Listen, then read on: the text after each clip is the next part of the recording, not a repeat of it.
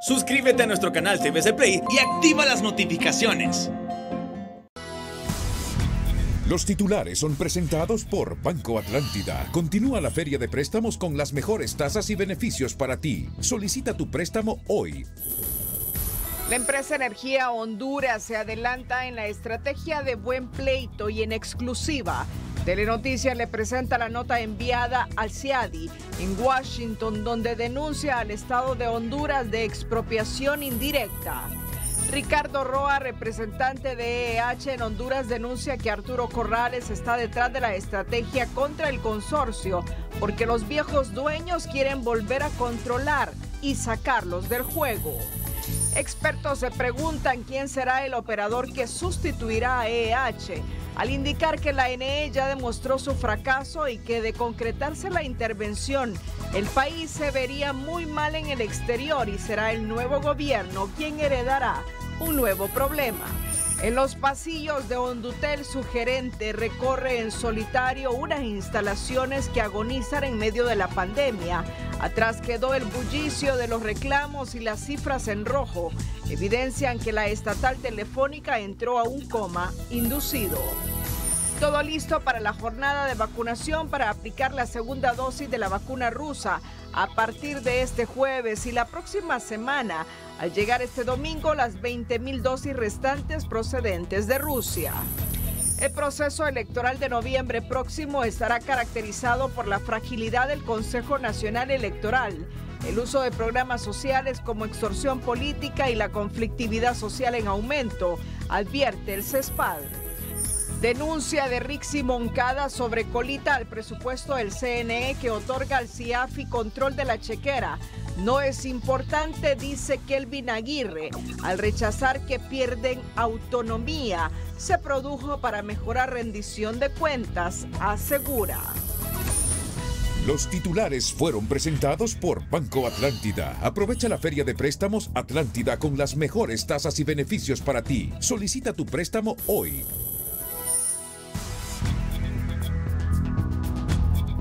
Este es su noticiero TN5 Estelar con Renato Álvarez y Cristina Rodríguez. Muy buenas noches, Honduras.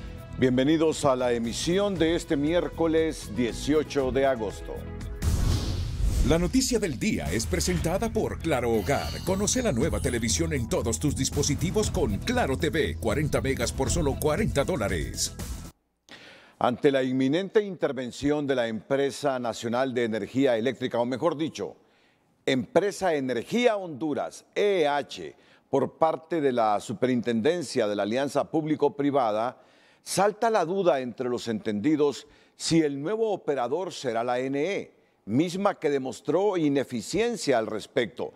También que se haga en época electoral cuando no se han agotado todos los recursos, así como la existencia de intereses ocultos para sacar la concesionaria del país y heredar un tremendo problema al nuevo gobierno. Ante la inminente intervención de EEH, surgen varias incomodidades entre los conocedores de la temática. Según el expresidente del Banco Central, Hugo Noé Pino, es muy probable que la ENE se convierta en el operador del proceso, lo cual llevará al sector energético a empezar desde cero, puesto que la estatal eléctrica fue desligada de varias actividades, entre ellas la lectura de contadores, por su incapacidad para lograr los objetivos planteados y buscar reincorporarla no sería garantía de solución. Volvemos entonces al base cero, para denominarlo de alguna forma. ¿A cuál es? Que el objetivo principal de desligar a la ENE era por su incapacidad de poder reducir las pérdidas técnicas y no técnicas y por la alta mora que existía en el sistema. Y ahora se nos dice que realmente la ENE lo puede hacer. Esto está por verse. Para el presidente de la Cámara de Comercio e Industria de Cortés, Eduardo Facusé, la capacidad de la ENE para redireccionar el proceso está en duda, pero asegura le preocupa aún más la celeridad de esta intervención y que busquen llevarla a cabo antes de las elecciones, lo cual resulta sospechoso ya que en todo caso debería ser el próximo gobierno quien designe al operador. Lo que más nos preocupa es la celeridad que le están dando a este proceso de intervención, pareciera ser de que, y es lo que nos preocupa, ¿verdad? Que lo que se busque es quitarle la concesión a un operador para entregársela a otro operador que desconocemos quién pudiera ser antes de las elecciones, cuando esta es una decisión que debería de esperar al próximo gobierno, ¿verdad? Porque es una decisión con la cual va a tener que vivir el que salga electo en el proceso electoral en noviembre. De acuerdo a este economista del FOSDE, con estas acciones se da el mensaje que lo que se quiere es finalizar el contrato lo más pronto posible con EEH, pero al considerar el contexto de la administración pública que se traduce en los negocios e intereses particulares de grupos de poder, deja al aire cuáles son las verdaderas intenciones que existen detrás. Haciendo entonces que la percepción de cuáles son las intenciones en el fondo de todo esto no sean necesariamente las que buscan la eficiencia de la energía eléctrica en Honduras, de la calidad del servicio de esta y de los ingresos que la empresa está manejando, de tal forma que entonces la probabilidad de que se traduzca esto en una privatización sigue siendo bastante alta. A criterio del expresidente del Colegio de Economistas, Julio Raudales, es bastante peligroso lo que se está haciendo, ya que se expone a Honduras a una mala imagen internacional porque dará la percepción que en el país existe poca confiabilidad para hacer inversiones. El Estado debería tener mucho cuidado porque de no respetarse los contratos realizados, y eso es lo que ha estado denunciando la empresa Energía Honduras, evidentemente el país va a quedar en muy mala posición internacional. La confianza para la inversión, tanto nacional como extranjera, se va a ver todavía más diluida y esto definitivamente va a ir en contra de la competitividad del país. Según estos expertos, la situación crítica que enfrenta el sector energético es un mensaje negativo para la estabilidad jurídica y para el respeto de los contratos en Honduras. José Miguel Álvarez, Telenoticias. La noticia del día fue presentada por Claro Hogar. Conoce la nueva televisión en todos tus dispositivos con Claro TV. 40 megas por solo $40. Otro economista, el actual presidente de este colegio profesional, Elmis Cárdenas, manifestó que el anuncio de intervención de la Superintendencia de Alianza Público-Privada SAP a la empresa Energía Honduras podría trasladar un mal mensaje a la inversión extranjera si no se respeta por parte del Estado de Honduras los términos del contrato. Si no se agotan las instancias o una de las partes considera que ha sido dañada o que no ha sido resuelto conforme a derecho o a justicia su petición y va a instancia internacional, eso sí daña la imagen del país en el sentido de que significaría como que no respetamos la ley. Pero en cualquier país, el hecho de que una resolución obviamente no favorezca a una de las partes no implica necesariamente que se esté violando la ley o que se esté afectando la inversión extranjera. Más allá de este pugilato donde ambas partes se muestran los músculos, el presidente del Colegio de Economistas cree que lo más importante es asegurar la continuidad y efectividad de todos los trabajos que realiza hoy por hoy la empresa Energía Honduras. Frente al conflicto entre EEH y la NE, la empresa privada hondureña insiste en que se deben respetar los contratos, el debido proceso y la seguridad jurídica y así evitar llegar a instancias judiciales internacionales sobre el arbitraje que debe dirigir la Cámara de Comercio e Industria de Tegucigalpa. La CCIT, a través de su director ejecutivo, Rafael Medina, señala que no se pueden referir al tema por la secretividad que estipula el contrato. El arbitraje, el método alterno de solución de conflictos está protegido por cláusulas de confidencialidad y si un arbitraje no se ha concluido, definitivamente no los podemos mencionar. Ni siquiera yo, con todo el respeto que ustedes se merecen, tengo injerencia o conocimiento sobre esos arbitrajes.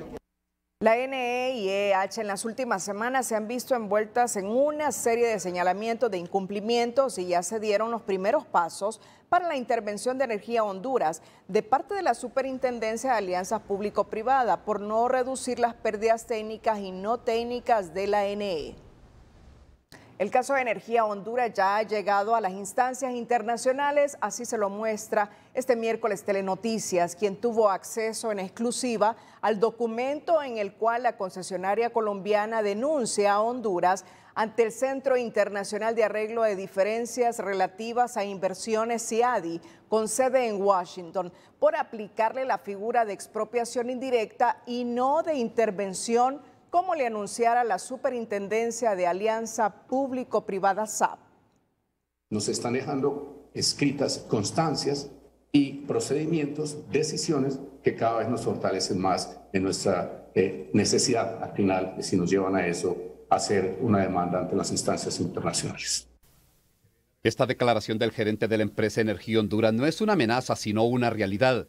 Telenoticias tuvo acceso en exclusiva a este documento que ya envió o está a punto de enviar la concesionaria EH a la Secretaría General del Centro Internacional de Arreglos de Diferencias Relativas a Inversiones, CIADI, con sede en Washington, Estados Unidos, una alerta y denuncia que hace días venían trabajando al más alto nivel en la concesionaria colombiana. Ya lo dije y lo insisto, nosotros desde noviembre del año 2019 hemos dejado declarada ante esa instancia del Tribunal de Arbitramiento que se conformó para hacer la declaración de 32 incumplimientos que ha tenido las autoridades del Estado de Honduras en el contrato. Pero la denuncia de la empresa Energía Honduras contra el Estado de Honduras ante la CIADI no habla de intervención, sino de expropiación, tal como lo reza textualmente este párrafo. Así las cosas, EH está siendo víctima de medidas que conllevan a una expropiación indirecta que transgrede la sección 12.8.1 del Tratado de Libre Comercio suscrito entre la República de Colombia y la República del Salvador, Guatemala y Honduras, vigente entre Colombia y Honduras desde el 27 de marzo del 2010. La instancia para resolver los conflictos o los incumplimientos es el arbitraje nacional, la Cámara de Comercio e Industrias de Tegucigalpa, y es a través de esa instancia que tendrán que resolver las controversias por arreglo directo, como lo manda el contrato. En efecto, en la nota de denuncia, la secretaria general de la CIADI, la señora Meg Kirchner, EH detalla los 32 incumplimientos en los que, según ellos, ha incurrido el Estado de Honduras, un camino que, según el Departamento Legal de la SAP, se sale del compromiso que se entabló al momento de suscribir el contrato entre ambas partes. Pero considero de que si usted contractualmente, Ulises, se suscribió la ley hondureña, usted aceptó la ley hondureña como tal, aceptó una jurisdicción de un laudo arbitral hondureño, antes de que el contrato tuviera un problema, entonces debe cumplir lo que en ese momento pactó o celebró por pactado.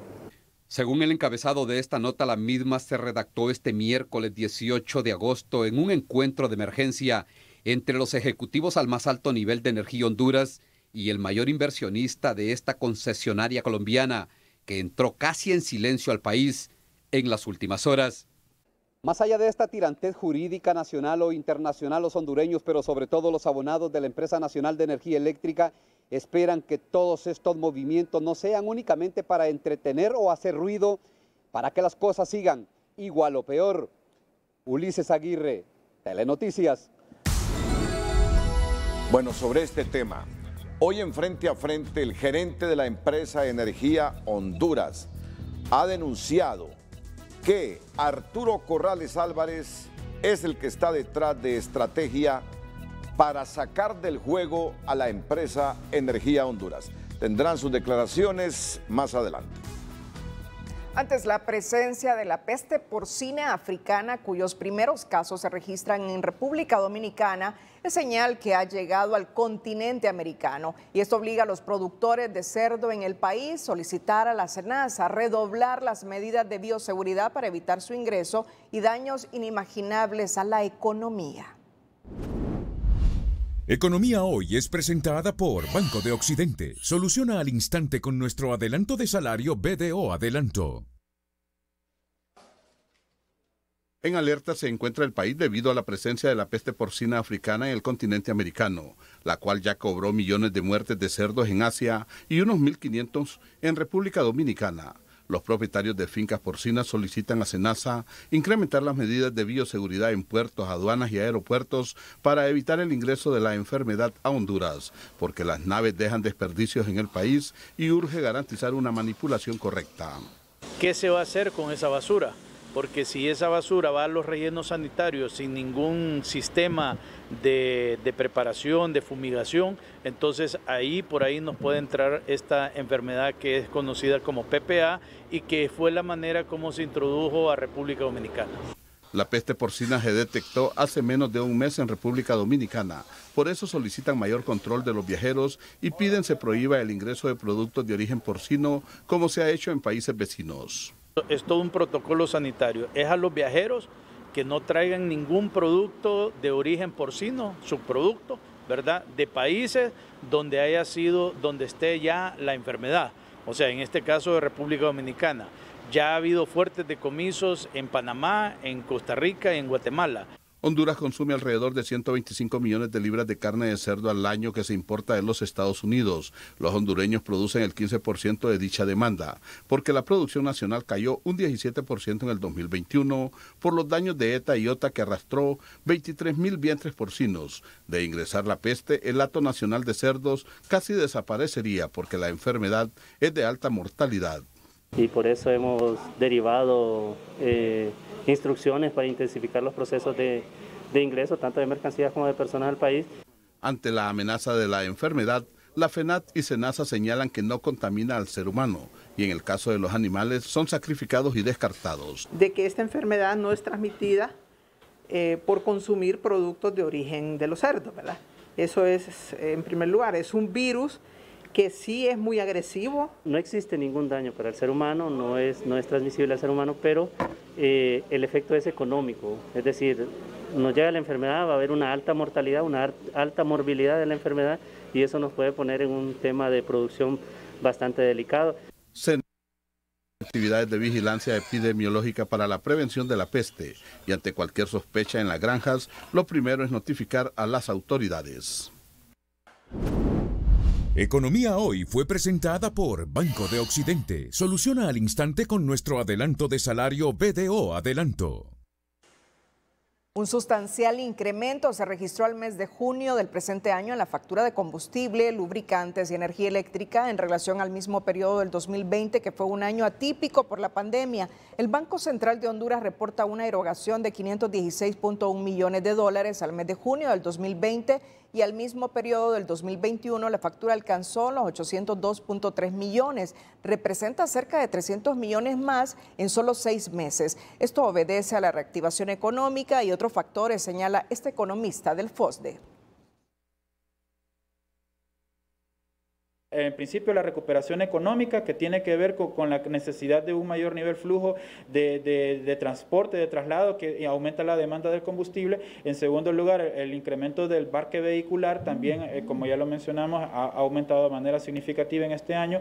En tercer lugar, también el incremento de la actividad turística, que ha tenido un repunte bastante importante. Y finalmente, la actividad agroindustrial y también, bueno, de manera general, la actividad industrial, que también implica un incremento de la demanda de combustible en el país. A junio del 2019, la factura petrolera fue de $840.5 millones, casi similar a la del 2021. El aumento en la factura de importaciones de combustible se explica por 2 vías: un mayor volumen en la demanda y otra por un mayor precio internacional, en este caso impulsado por la apertura económica después de la pandemia. En nuestra sección, un día como hoy, en Francia, el astrónomo Pierre-Jules César descubre el helio. Un día como hoy es presentado por Banco Ficenza. Te conoce, te entiende. Un día como hoy, 18 de agosto, en el año 1868, el astrónomo francés Pierre-Jules César Janssen fue el primero en observar helio en el espacio antes que se hubiese encontrado en la Tierra. El astrónomo y aventurero también observó eclipses solares en Alcocebre, España, las Islas Carolinas al noreste de Nueva Guinea, Guntur en India, Siam en la actual Tailandia y Trani en Italia, así como también los 2 tránsitos de Venus en 1874 en Japón y en 1882 en Argelia.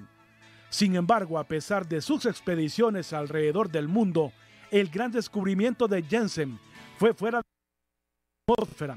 Esta fue la primera vez que se descubrió un elemento en el espacio en vez de la Tierra, y aunque otros científicos eran escépticos, Janssen y Lusker demostraron estar en lo correcto.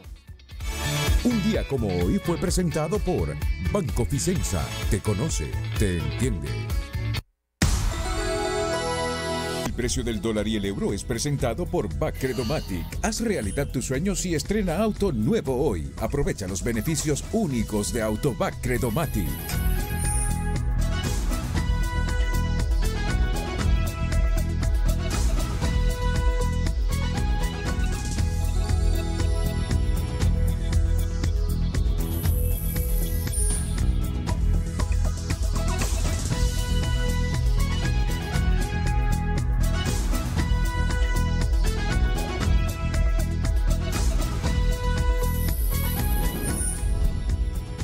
El precio del dólar y el euro fue presentado por Bacredomatic. Haz realidad tus sueños y estrena auto nuevo hoy con 3 meses de gracia. Bacredomatic. En la comparecencia este martes en Frente a Frente de la Corporación Televicentro, el gerente de la empresa Energía Honduras, Ricardo Roa, denunció que un grupo de poder en el país está más interesado en caerle al costo fijo que paga la ANE para mantenimiento y recuperación de pérdidas que en el rescate de la estatal eléctrica. Y aquí mencionó que uno de los arquitectos de esta escalada contra EH estuvo antes al frente del Servicio de Medición Eléctrico de Honduras, SEME. Y entonces eso genera un clima de alta incertidumbre, de alto riesgo en el país, asociado justamente por los terceros interesados que ya sabemos quiénes son y que ustedes tienen y saben que detrás de sí tienen un nombre propio, que es la persona que antes era la dueña de la firma SEME, el señor Corrales. La denuncia del gerente de la concesionaria colombiana se suma a la versión que maneja el presidente del sindicato de la ANE, Miguel Aguilar, quien en reiteradas ocasiones ha denunciado que existen 4 grupos de poder económico en el país que quieren desarticular a EH para luego manejar y manipular a su favor el 80% del parque eléctrico en Honduras. Desoladas, así lucen las instalaciones de la estatal telefónica Hondutel. Atrás quedó el barullo de los abonados haciendo trámites. La pandemia llegó no solo para bajar la presencia del personal, sino también como el presagio de un cierre que será inminente si no se le inyectan recursos para evitar su desplome. El único ruido que ahí se escucha son los pasos de su gerente, Melvin Maldonado. El coma financiero de la estatal de telecomunicaciones se refleja hasta en el ambiente de sus instalaciones. La aglomeración de personas en la recepción del edificio ejecutivo en busca de realizar trámites son cosas del pasado. El propio gerente de la institución camina solitario por las instalaciones del edificio, acompañado solo por el sonido de sus pasos rumbo a su oficina, donde le espera el poco personal que está de manera presencial debido a la pandemia. Así está Hondutel, para muchos en sala de cuidados intensivos, por el desfase en el flujo de caja que desemboca en sueldos y salarios atrasados y deudas con varias instituciones hasta hoy difíciles de pagar. Eso significa de que hemos tenido pues un desfase financiero por el orden de los 30 millones mensuales. Para alimentar la crisis, las demandas laborales del sindicato y empleados contra Hondutel que están en trámite suman arriba de los 1.000 millones de lempiras, casi un presupuesto anual de la institución, que de ser efectiva sería como la aplicación de una inyección letal a la estatal de telecomunicaciones. Estamos hablando en este momento de unos 1.200 millones de lempiras, es casi un presupuesto anual de la empresa. Yo espero que este tema sea tratado con mucha responsabilidad. Por esa realidad, las autoridades de la Secretaría del Trabajo remitieron un oficio a las autoridades de finanzas para buscar una solución junto al sindicato. Pese a la crisis, Hondutel aún cuenta con más de 200,000 abonados que le generan un ingreso de 110 millones de lempiras al mes, no suficientes para volver sostenible a la empresa, que requiere de una inyección de 15 millones de dólares para ponerla a caminar a paso firme. Con eso estaríamos potenciando, cerrando algunos anillos de fibra óptica, llegando a lugares donde hay grandes necesidades, en el litoral, por ejemplo, del país.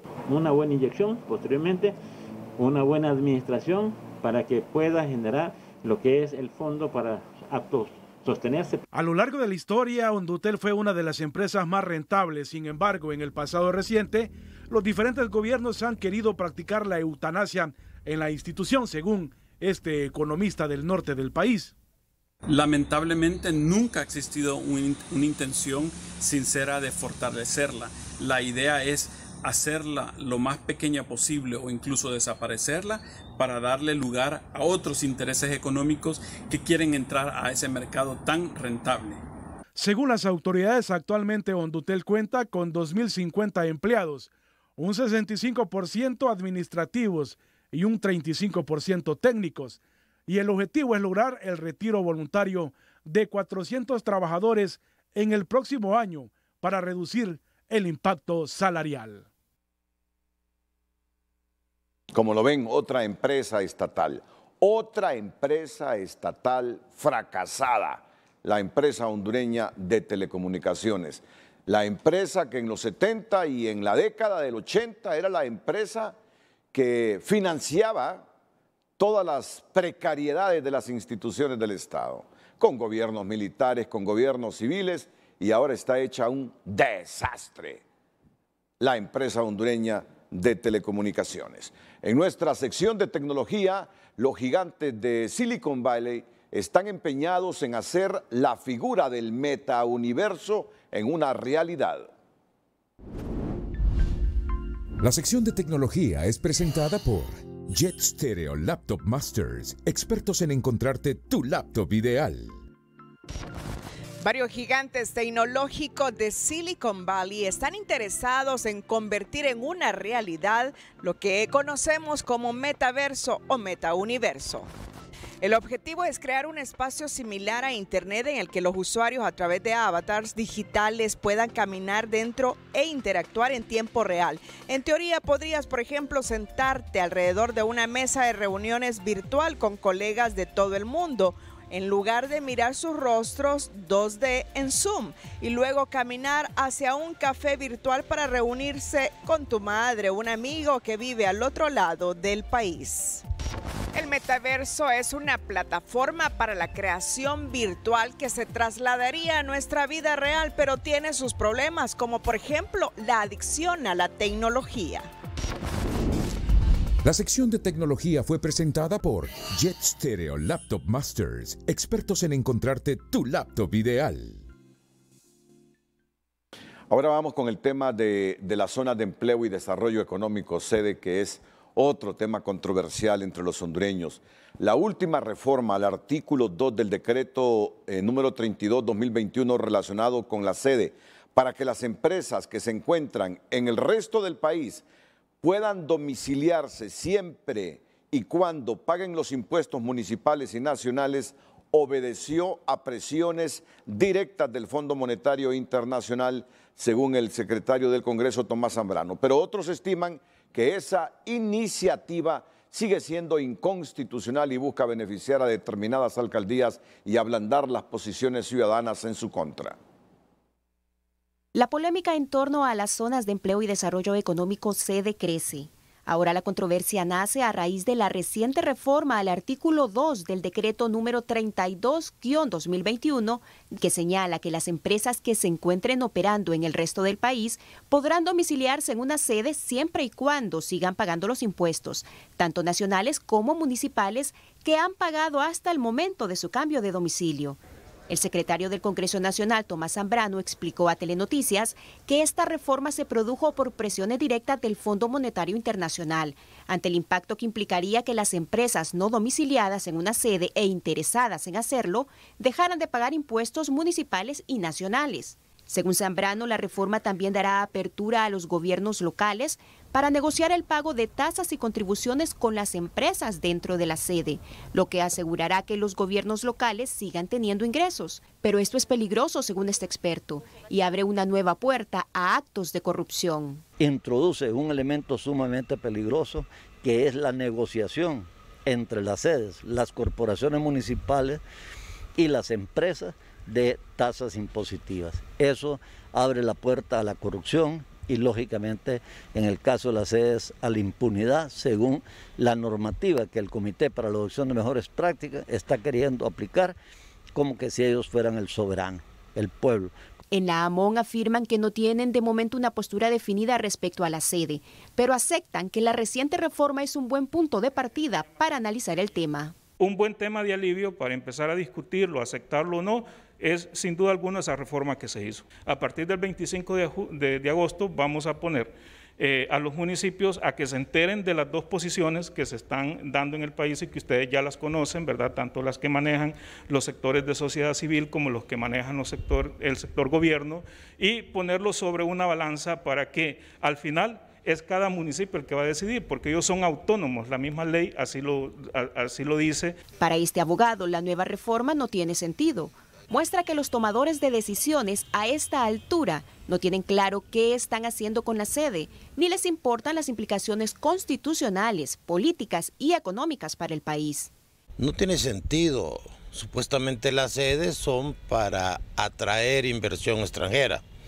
Si los municipios van a domiciliarse en las sedes o los empresarios nacionales van a ir a las sedes, ¿qué sentido tiene entonces crearlas? Cuando usted hace dos reformas legislativas a un proyecto supuestamente de tanto impacto, de tanta profundidad, simplemente es que no está claro en lo que está haciendo.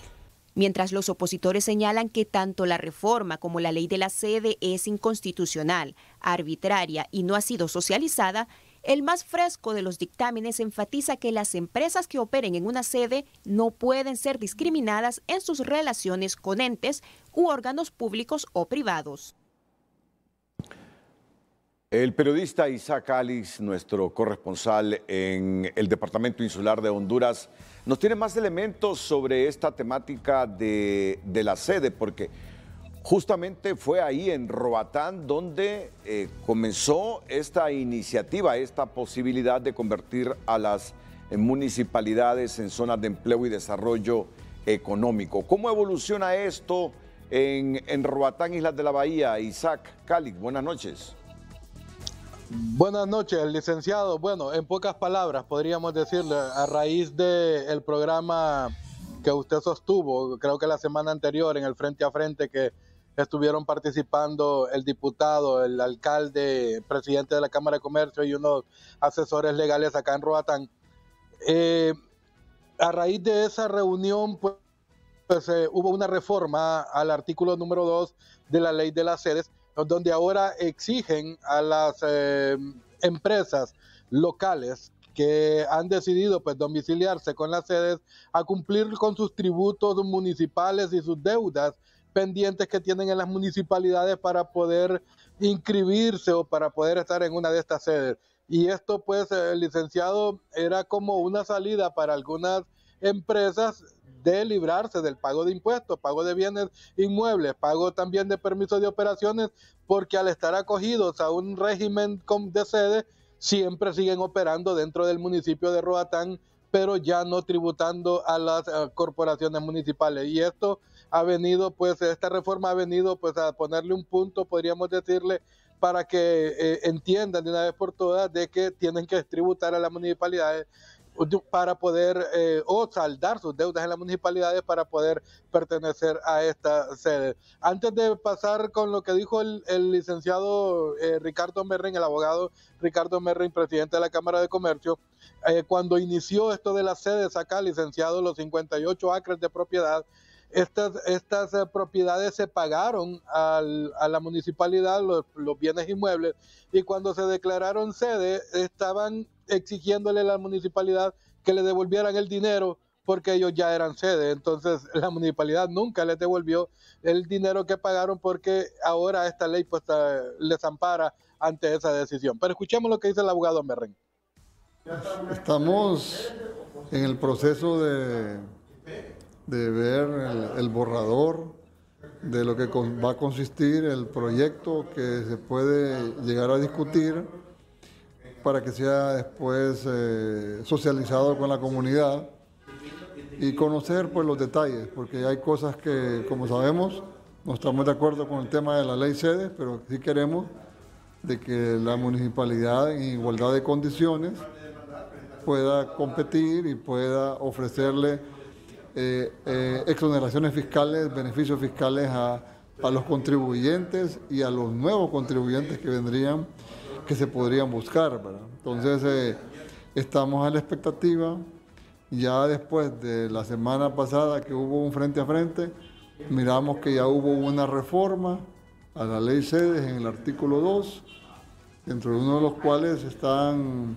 considerando, porque yo creo que no analizaron el impacto que iba a generar en las municipalidades, ahora que las leyes SEDES puedan ir a sentarse a negociar con las municipalidades para poder percibir las tasas y servicios de contribuciones, ¿verdad? Entonces yo creo que por lo menos han visto que cometieron un grave error y lo están tratando de enmendar, pero falta ver el otro tema, que es el tema de la ley SEDES para la municipalidad, y ver y conocer el proyecto.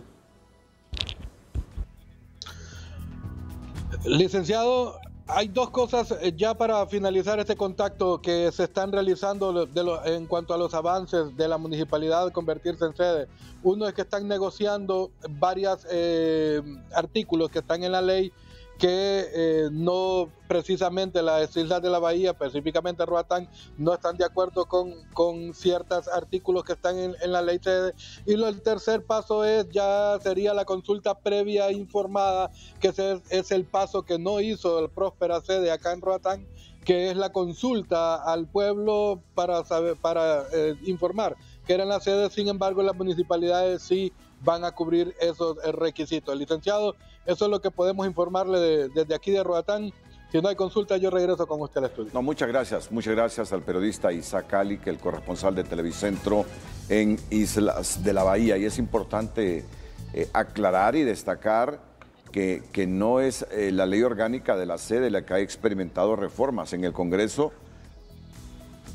Lo que se hizo fue reformar leyes secundarias que no necesitaban de la mayoría calificada. Es decir, reformar la ley orgánica de la sede implica 86 votos que no los iban a reunir. Por eso se han hecho reformas como, por ejemplo, a la ley del impuesto sobre venta para beneficiar fiscalmente a estas empresas. Son reformas a leyes secundarias que se han hecho en el Congreso y no a la ley orgánica. A propósito sobre este tema, el general retirado de las Fuerzas Armadas, Luis Alonso Maldonado Galeas, escribe a TN5 Estelar: con esa reforma se condiciona la autonomía de posiciones a favor de la sede, destacando preeminencia en ellas.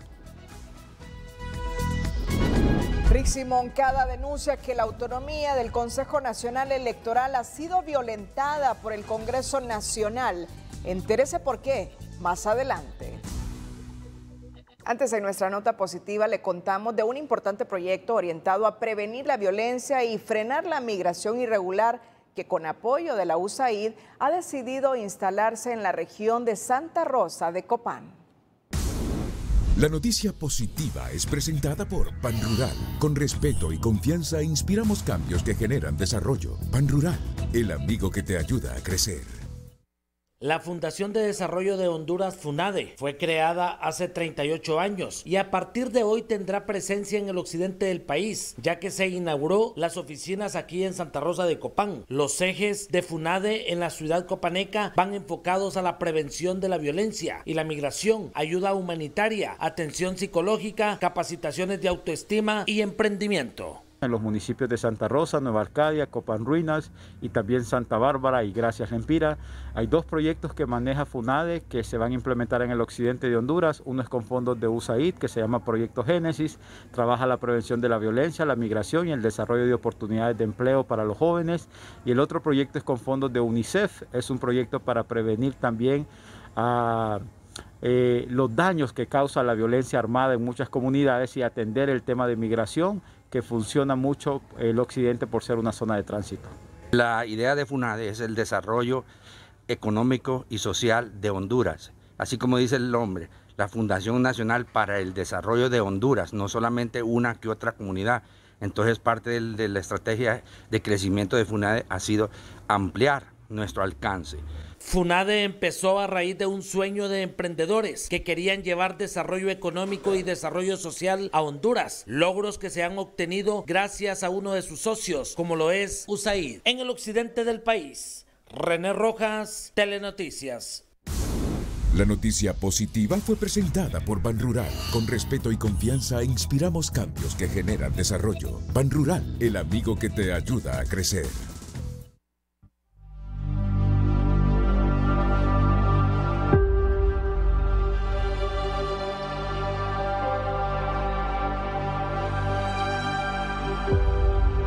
¿Qué asocia de estas imágenes, Cristina? Renato, ETA y OTA. Huracanes, ¿verdad? Sí, así es. Tormentas tropicales. Desastres naturales. Sí. No solo aquí, en el mundo. Así es. No solo aquí, en el mundo. Pero, claro, nosotros tenemos presentes estas imágenes de desastres naturales y estas que tú estás viendo. La solidaridad. ¿Por qué te lo digo? ¿Por qué se lo decimos a la hondureñidad? Porque este jueves se celebra el Día Mundial de la Asistencia Humanitaria. Y cuando Honduras ha tenido tragedias, han habido organizaciones en el mundo que han venido, que han estado presentes, como dice Cristina, que han sido solidarias, que han estado ahí con el más necesitado. Y entre tantas organizaciones recordamos al Programa Mundial de Alimentos PMA, que tiene 50 años de apoyo a Honduras. Por eso es bueno reconocer a estas organizaciones en el Día Mundial de la Asistencia Humanitaria que se celebra este jueves y del cual Televicentro estará presente a través de Frente a Frente, en medio de nuestros problemas económicos, sociales, políticos, de salubridad. Mañana vamos también a meternos de lleno en esta celebración del Día Mundial de la Asistencia Humanitaria. Reconocer y agradecer. Reconocer y agradecer. Sobre todo, porque no solo extender la mano y pedir, sino igual agradecer cuando a uno le dan la mano. Claro. Y mañana es el día para reconocerle a estas organizaciones el apoyo que le han dado a Honduras cuando más lo ha necesitado. Recuerden, este jueves, el Día Mundial de la Asistencia Humanitaria en Frente a Frente a partir de las 7 de la mañana.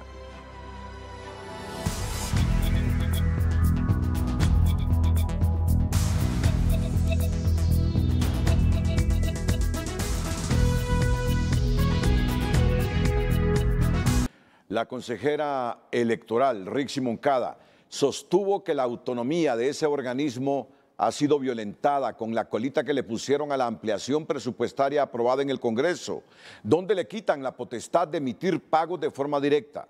Ahora deberá hacerse bajo el sistema CIAFI en Casa de Gobierno, un hecho insólito según la consejera, que pone en manos del Ejecutivo la administración de las elecciones, algo que el consejero Kelvin Aguirre no comparte al indicar que es un nuevo mecanismo de pago que no afecta en nada al Consejo Nacional Electoral.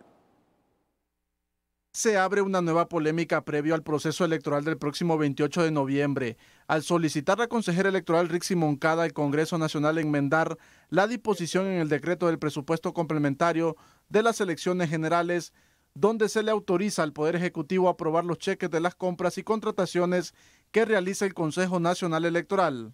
Las elecciones, si no se enmienda este artículo, las elecciones generales 2021 las dirige la Presidencia de la República. ¿Qué van a hacer ustedes? Y este consejo queda como una caparazón, este consejo queda como un ente hueco, como un ente que va a llevar adelante todos los trámites administrativos, que va a asumir la responsabilidad por la firma de los contratos millonarios de toda la temática electoral en 90 días.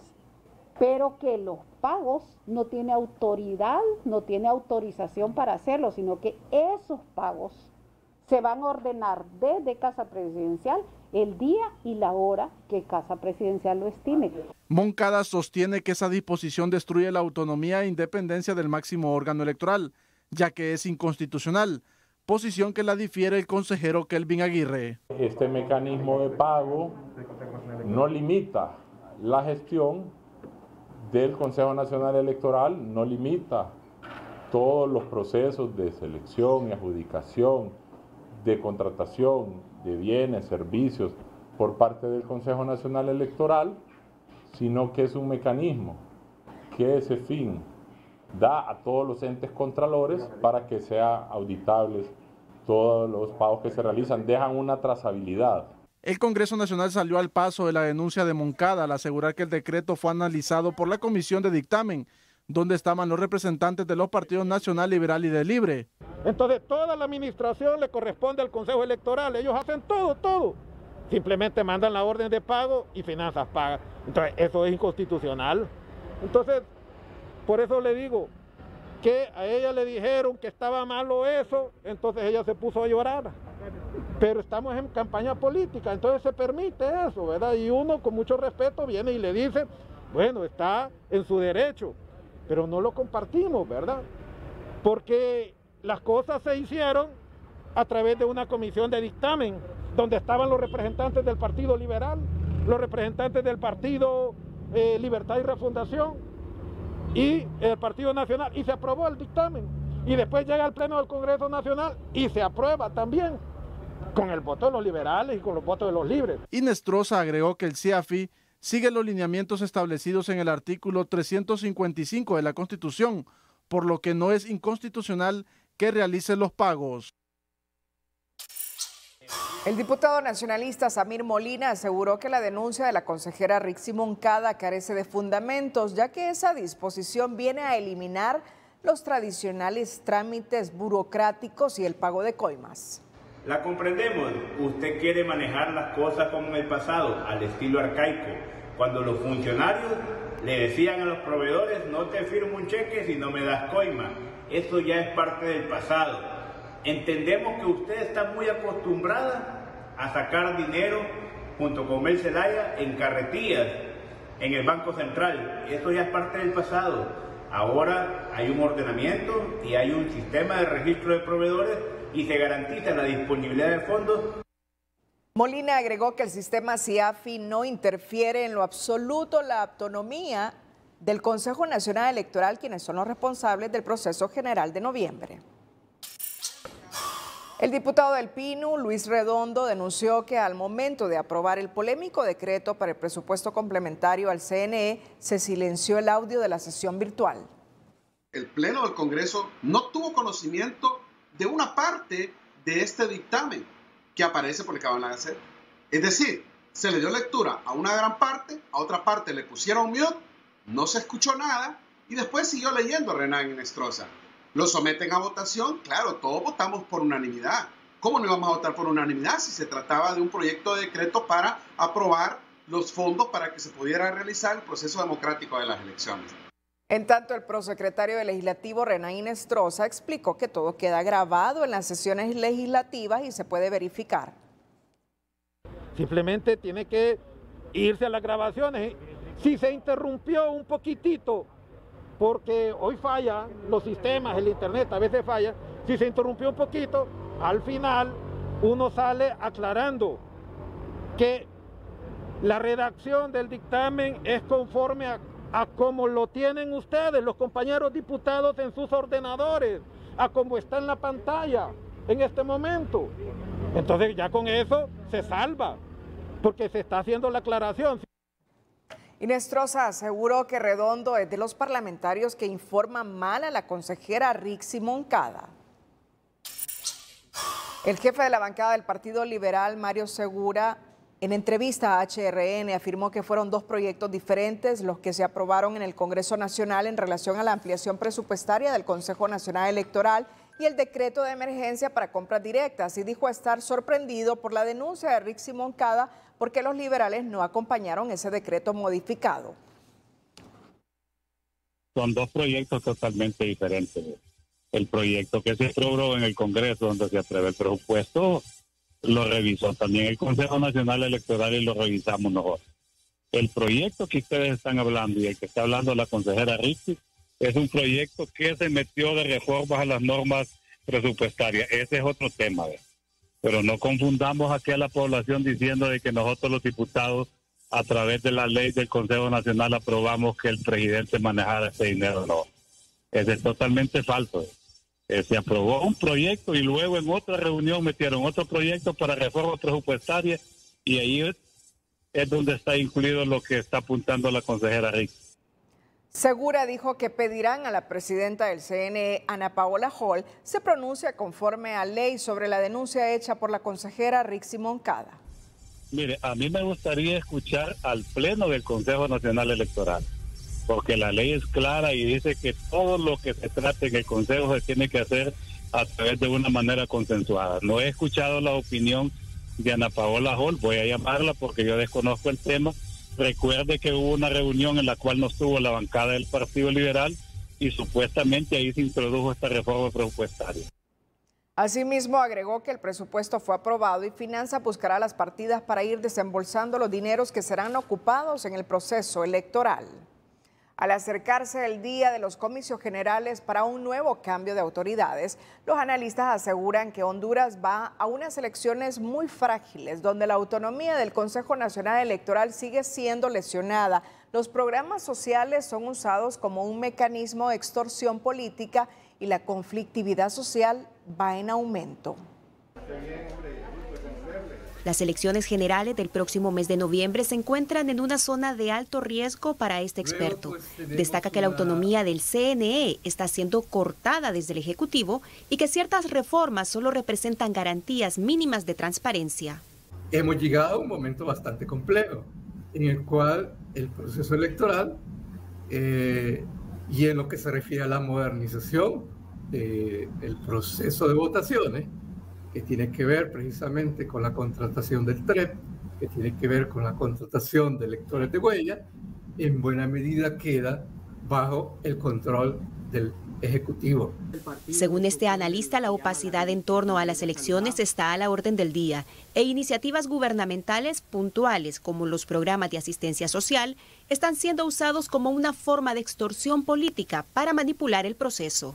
El programa Vida Mejor funciona, opera como una estrategia política y es una red amplia y compleja de proyectos y programas que están fragmentados entre distintas secretarías y por eso también es muy difícil, hace muy complejo el rastreo en el sentido de la transparencia de cómo se están utilizando estos fondos. Esas transferencias monetarias en este sentido funcionan como una manera de extorsión, aunque suene fuerte, pero es una manera de extorsión política. Al panorama anterior, esta periodista investigadora suma ciertas situaciones que podrían repetirse en tiempo electoral. Violencia y violación a los derechos humanos, puntos de inflexión que crean inseguridad e incertidumbre entre la ciudadanía.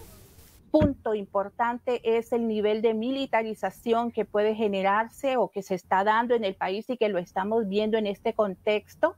Y bueno, la parte pues esa de inseguridad en el país, la incertidumbre, la desconfianza, esos son puntos torales que definitivamente están pesando enormemente para lo que pueda darse el próximo mes de noviembre. Los analistas coincidieron en que algunos de los puntos críticos del próximo proceso para evitar elecciones fraudulentas están relacionados con la verdadera existencia de un padrón electoral depurado. Llegar todos los votantes al día de las elecciones con el nuevo documento de identificación para no facilitar fraude electoral y resultados puntuales del sistema de identificación biométrica con el que se piensa validar la huella digital de los votantes. Más adelante le informaremos, gobierno y sector privado promueven vacunación con descuento. Eso significa que quienes presenten el carnet de la segunda dosis, que ya se aplicaron la segunda dosis, recibirán descuentos en hoteles, tiendas, restaurantes, estadios de fútbol, pasajes aéreos. ¿Qué me parece? Mire, no, una manera de... es bueno, sí, se claro, incentiva. Se incentiva para que la gente se vacune. ¿Usted recuerda en algunas ciudades de Estados Unidos cuando la gente era reticente a la vacuna? Sí, y que le ofrecían, de hecho, dinero incluso. ¿Qué más le ofrecían a la gente? Bueno. En Nueva York, ¿recuerda? Bebidas. Marihuana. Inclusive. Imagínense, marihuana, Renato. inclusive en Nueva York. No estoy mintiendo. ¿Así es, Romero? Correcto, así es. Hasta marihuana le ofrecían a la gente para que se vacunara. No, aquí que no ofrezcan eso, porque bueno. Sí, así es, Renato. Militares y policiales que son parte de la Fuerza de Seguridad Interinstitucional Nacional FUSINA ejecutan a esta hora de la noche diversos operativos móviles y fijos en varios puntos del Distrito Central con el objetivo de garantizar la seguridad ciudadana y hacer cumplir las restricciones de movilidad para prevenir contagios por la COVID. Estamos abarcando más de 8 zonas, entre ellas lo que son la parte oriental, la parte oriente del Distrito Central, son barrios, colonias, bulevares, entre ellos el Boulevard Morazán, el sector de la salida también a Valle de Ángeles, bueno, son varias colonias que estamos ejecutando este tipo de operaciones. Posteriormente los vamos a trasladar a otras zonas de forma sorpresiva. Algunas unidades operativas que forman parte de la operación podrán desplazarse a lugares específicos donde hayan brotes de violencia o escándalo público, aparte de las zonas donde se desarrolla el operativo de seguridad para este miércoles. Al menos 900 auxiliares de enfermería se reinfectaron por COVID-19 en las últimas semanas, según dirigentes del gremio, que hoy solicitaron a la CESAL se estudie la opción de aplicar una tercera dosis de la vacuna contra la enfermedad al menos 6 meses después de completarse el esquema de 2 dosis. Una propuesta a las autoridades de la CESAL para que se considere aplicar un refuerzo de la vacuna contra el COVID-19 6 meses después de haber aplicado la segunda dosis. Esto vendrá a tener una protección mayor a nuestros compañeros a nivel nacional, porque si bien es cierto, hemos evitado que más compañeros sigan muriendo contra el COVID-19, queremos tener la capacidad operativa de dar respuesta a la población. Orellana señaló que si bien la mortalidad en su gremio ha disminuido considerablemente al no reportarse un tan solo deceso por la enfermedad en 4 meses, sí se han reportado casos de hasta 3 reinfecciones de enfermeros debido a la alta carga viral en los hospitales del país.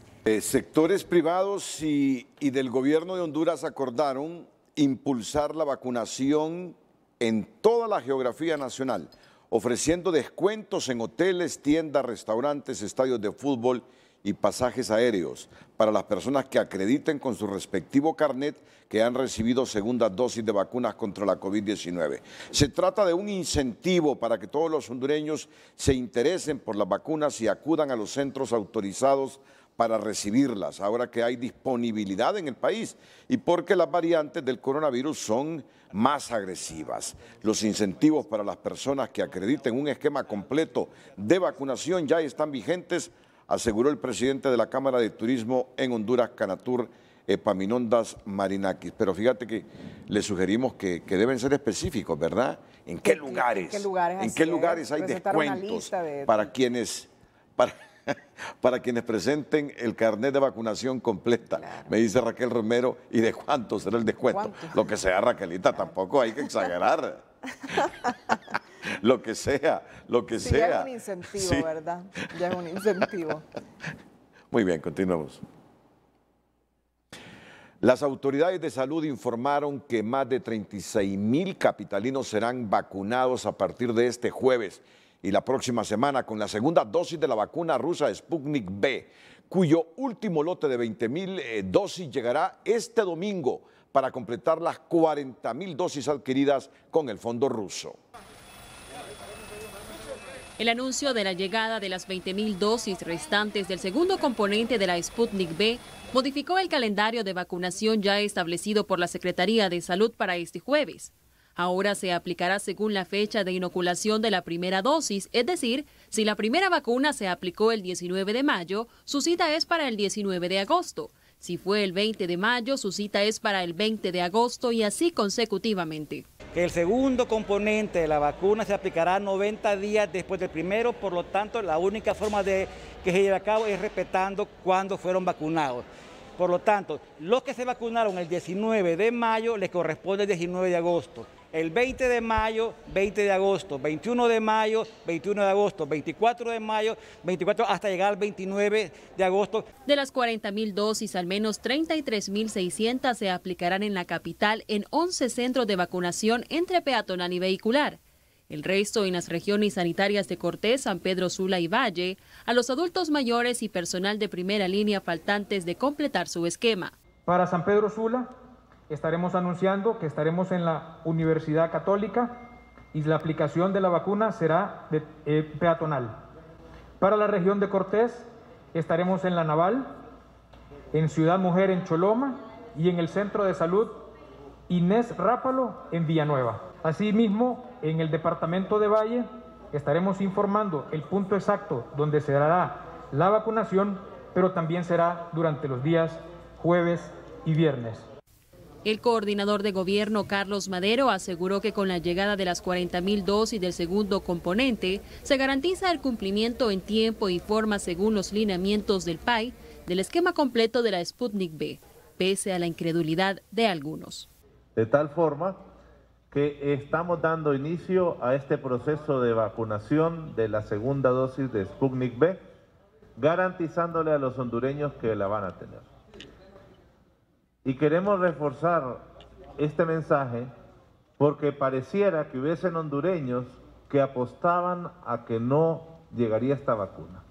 El segundo lote de 20.000 dosis del componente 2 de la vacuna rusa arribará el domingo al país, lo que permitirá cumplir en tiempo y forma con el esquema de vacunación para al menos 46.000 hondureños. Honduras firmó un contrato con Rusia por 4.4 millones de dosis Sputnik V. Sin embargo, apenas ha recibido 66.000 de las mismas con este segundo lote del segundo componente. Gabriela Andino, Telenoticias. Una mujer embarazada falleció en la sala COVID-19 del Hospital General Atlántida de La Ceiba. La víctima es una dama de 39 años, quien según el personal de salud tenía 19 semanas de gestación y al ingresar al centro hospitalario estaba saturando niveles bajos de oxígeno, lo que imposibilitó su estabilización. Lastimosamente llegó complicada, ya desaturando hasta un 65%, con una dificultad respiratoria franca. Una joven madre de 39 años, cursaba con 19 semanas de embarazo. Se hicieron gestiones para hacer su referencia a un nivel de mayor complejidad, en este caso a San Pedro Sula, a los hospitales Leonardo Martínez, así como al Catarino Rivas. Sin embargo, pues por estar estos completamente saturados en sus cupos, tampoco fue posible su movilización. Según autoridades del Hospital General Atlántida, 4 personas han fallecido en las últimas horas en la sala para COVID-19 en ese centro asistencial. Más muertes de pacientes COVID se registran al arribo de pacientes a los triajes de San Pedro Sula. Hoy no fue la excepción, al parecer un técnico en laboratorio que según las autoridades de salud no estaba vacunada. Las lamentables escenas de muertes al arribo en algunos de los triajes en San Pedro Sula se están registrando con más frecuencia, como el caso de una fémina técnico en laboratorio, cuyos parientes transportaron en un taxi al triaje del Infoc. Tenía 39 años. Ella venía prácticamente sin signos vitales. Ya al momento de que ella ingresó en el auto que venía, se les salió el personal a asistirla y ya estaba sin signos vitales. ¿Se había vacunado? ¿Se conoce a dueño? No estaba vacunada. Según sus parientes, el compañero de hogar de la fémina se encuentra hospitalizado. Intentaron vacunarse, pero desistieron debido a la multitud en algunos centros de vacunación. Primeramente ella le dieron dolores de cuerpo, grandes calenturas y después a los 3 días ya le faltaba oxígeno. ¿Había buscado tratamiento? Sí, buscamos atención médica, pero...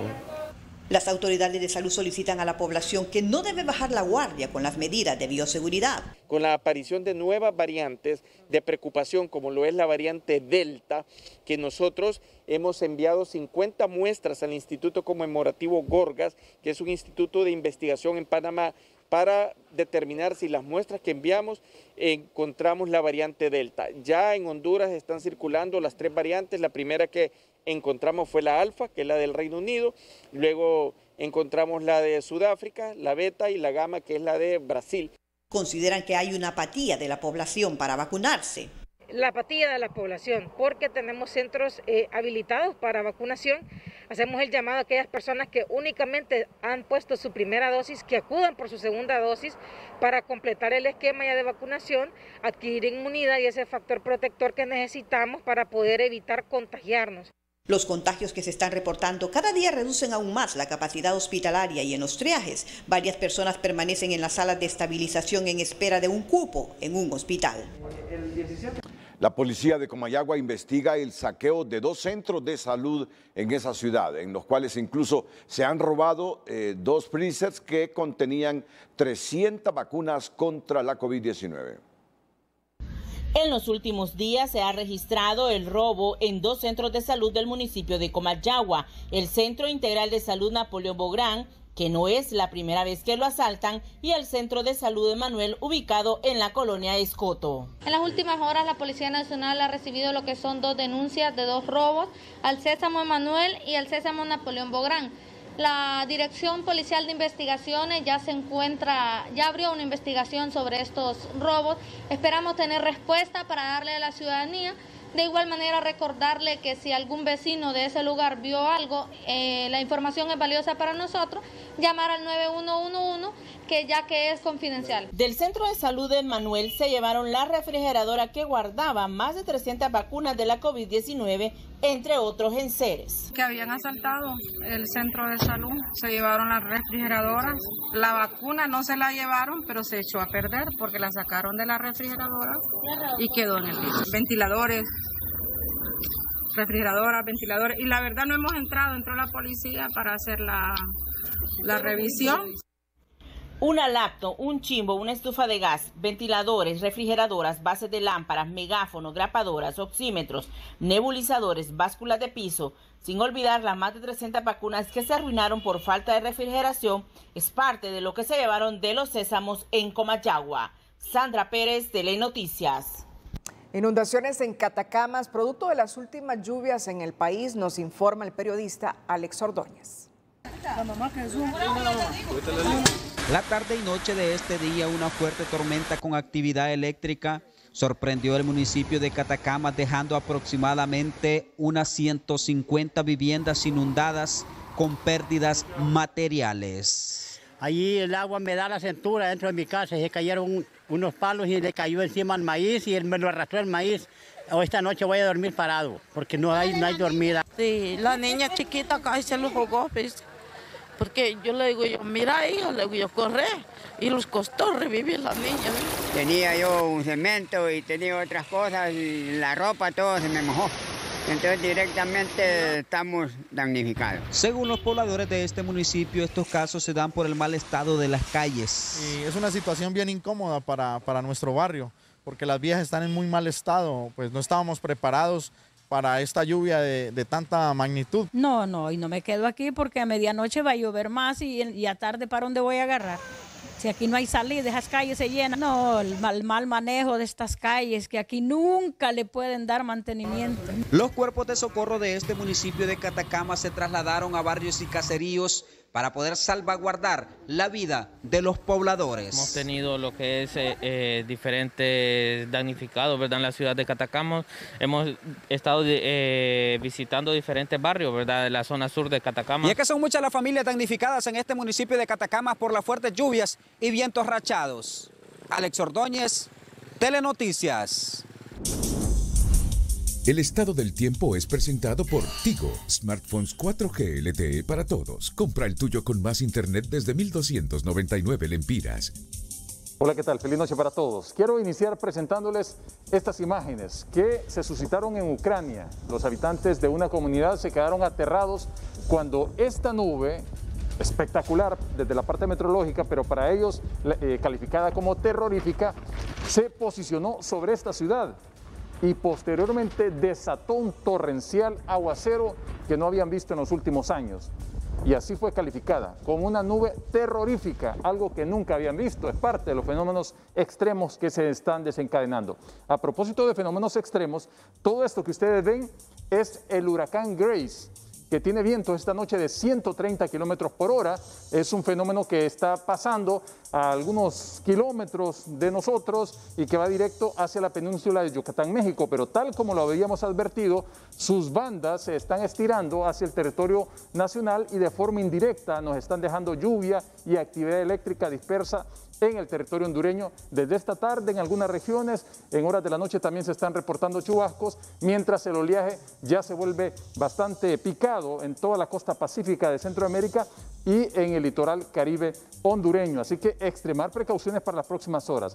¿Qué va a pasar? Conforme avanza el huracán Grace, entonces las lluvias aparecen en la región oriental, algunas áreas del centro para horas del mediodía de mañana jueves. Y en horas de la tarde, hacia horas de la noche, las lluvias serán intensas en el occidente del país, sur, centro y todavía algunas regiones del oriente y por supuesto el norte, porque las bandas, repito, del sistema son fenómenos dinámicos que no van así como un núcleo moviéndose de forma como una pelota, no, van rotando y entonces estas bandas de alimentación son las que están tocando el territorio nacional esta noche y cuando esté impactando sobre la península de Yucatán, entonces otras bandas más fuertes estarán tocando nuestro territorio, por eso el impacto de este fenómeno es indirecto. Y por su importancia, cierro con este informe de la Organización Meteorológica Mundial que dio a conocer a través de la ONU, una alerta, porque un informe confirma que el cambio climático se ensañará con América Latina, donde se batirán récords de huracanes, seguirán sufriendo sequías severas, seguirá aumentando el nivel del mar y habrá más incendios. Todo podría empeorar al no lograr detener urgentemente la emisión de gases de efecto invernadero. ¿Y qué estamos haciendo para eso? No mucho, así que preparémonos para lo peor. Cuídense mucho, siempre les queremos como televidentes y no como noticia. Que la pasen bien. El estado del tiempo fue presentado por Tigo, smartphones 4G LTE para todos. Compra el tuyo con más internet desde 1,299 lempiras.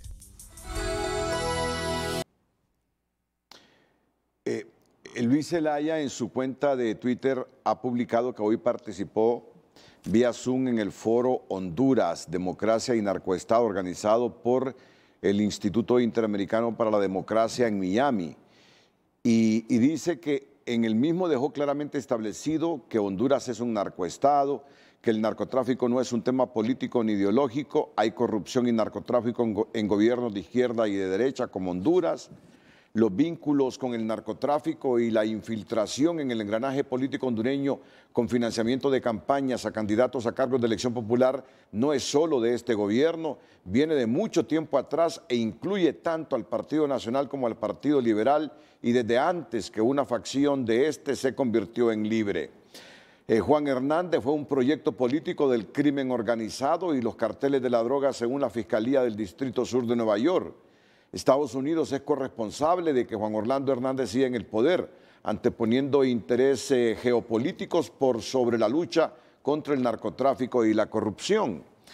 Además, dice que en este foro manifestó que el narcotráfico es un problema suprarregional que implica la corresponsabilidad entre países productores, transportadores y consumidores, así como los sistemas financieros y comerciales dispuestos para el lavado de activos.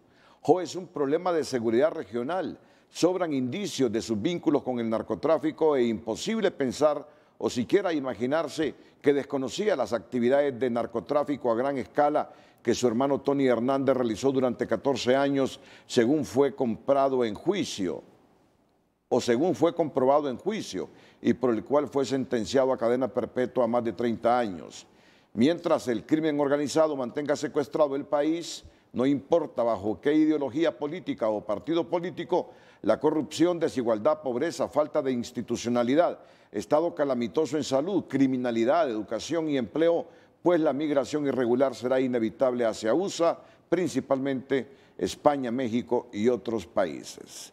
Durante el foro se mencionó el caso de Yanni Rosenthal Hidalgo. No me referí específicamente a su caso, ya no vale la pena, pero lo que internacionalmente parece inverosímil, aquí es normal, según los intereses de varios políticos, termina diciendo en su tuit Luis Zelaya. Y la consejera electoral Rixi Moncada escribió hace algunos minutos en su cuenta de Twitter: nunca aprobaré que desde la presidencia de la República se manejen las elecciones. La presidenta Ana Paola Hall conoce que mi posición es innegociable. El consejero Kelvin Aguirre declaró este día que está a favor de la injerencia de Casa Presidencial. Es el tuit de la consejera Rixi Moncada. Y los nacionalistas publican en sus redes la siguiente fotografía. Un abrazo ahí intenso de Mauricio Oliva, presidente del Congreso Nacional, y Narri Afura, candidato presidencial del partido. Mauricio, el perdedor de las elecciones primarias, y el ganador, Narri Afura. Es decir, detallan que este es el abrazo de la unidad ya entre estos dos líderes del Partido Nacional. Telma Mejía con el hecho, la frase y la imagen del día.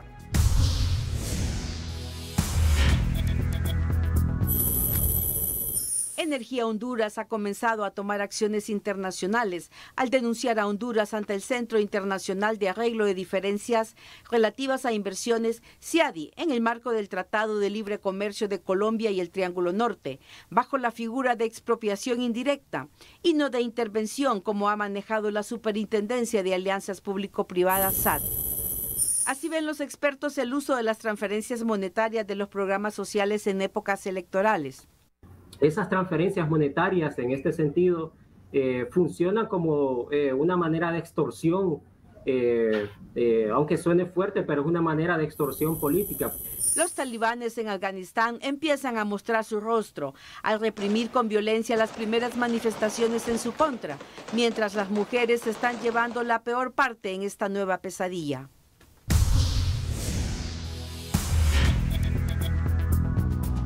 Cerramos la emisión estelar. Gracias por su fiel sintonía. Nos despedimos con las 5 de TN5. Feliz noche. Las 5 de TN5 son presentadas por la nueva imagen Leche Sula en caja. Más ergonómico, práctico, seguro, fácil de servir, misma calidad y contenido. Gobierno y sector privado acuerdan otorgar descuentos en compras y hoteles a quienes porten carnet de vacunación con las 2 dosis. Ricardo Roa, representante de EEH en Honduras, denuncia que Arturo Corrales está detrás de la estrategia contra el consorcio, porque los viejos dueños quieren volver a controlar y sacarlo del juego.